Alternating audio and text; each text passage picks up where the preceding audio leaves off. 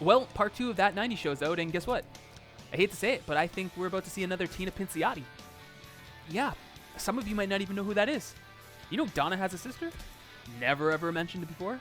But I think this time it's going to happen to a character that's going to really shake things up. Yeah, that's right.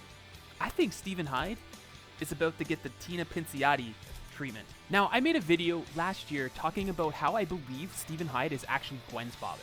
And I still believe that that is actually what was supposed to happen.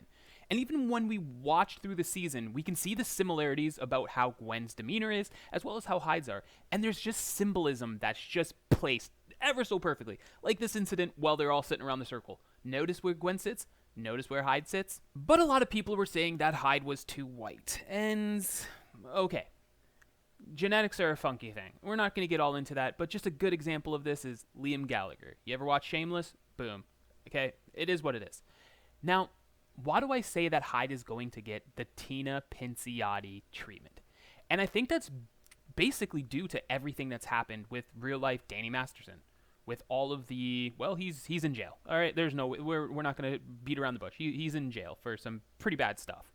And I think all of this real-life drama affected how Netflix started telling the story. Now, I still do believe that Hyde is Gwen's father. It's very obvious. The symbolism, just the character, everything is very similar. Also, William Barnett being like Stephen's father, you know, genetics, yeah, play a part, but blah, blah, blah, blah, blah. Season 1, they talk about her father. At least they mention him. In Season 2, there's absolutely zero mention, especially when a big critical moment that happened in the show was just kind of brushed off.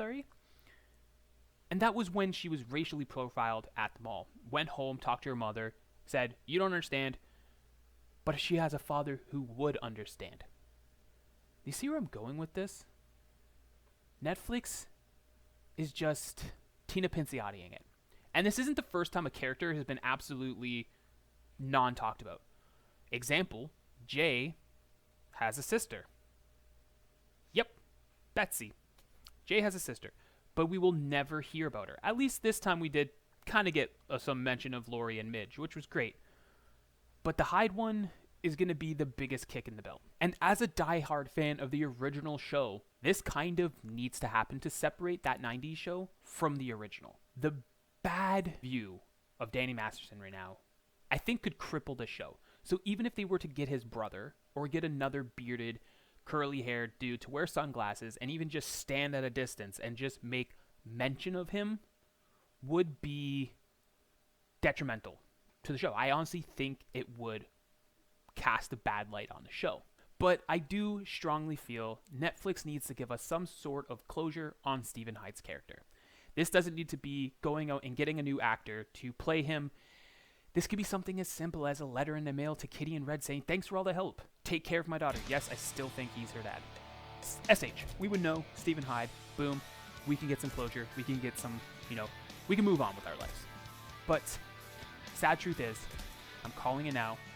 Stephen Hyde is going to be Tina Pinciotti. And the only thing that we're going to remember him by is that Led Zeppelin poster in the basement. So let me know what you think. Am I right? Am I wrong? Did I just ramble? I rambled. I know I did. But anyways, peace, enjoy the show. It's not bad. And also Matt Rife being in this was interesting. It was interesting.